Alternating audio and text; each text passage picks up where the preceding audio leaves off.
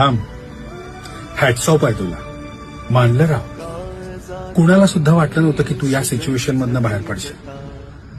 तुला माहितीये तू कसे दिवस काढलेस, किती त्रास सहन केलायस, किती फसवला गेलास, ते पण जवळच्याच लोकांकडनं. पण तू बाहेर पडलास याच्यातनं. ही सिच्युएशन तू पार केलीस. लिटरली असे दिवस होते की तुला जीव द्यावा वाटत होता. खरं बोलतोय ना मी. स्वतःला संपवावं वाटलेलं, पण तू नाही संपलास, परिस्थितीला संपवलंस. खतरनाक आहेस. आता कुणाला प्रूव्ह करायची गरज नाही. तू ऑलरेडी जिंकलायस. आता जिंकतच राहायचंय पुढे सगळं. तुला कळलंय ना, तू एकटा पुरेस आहेस. बस आहे.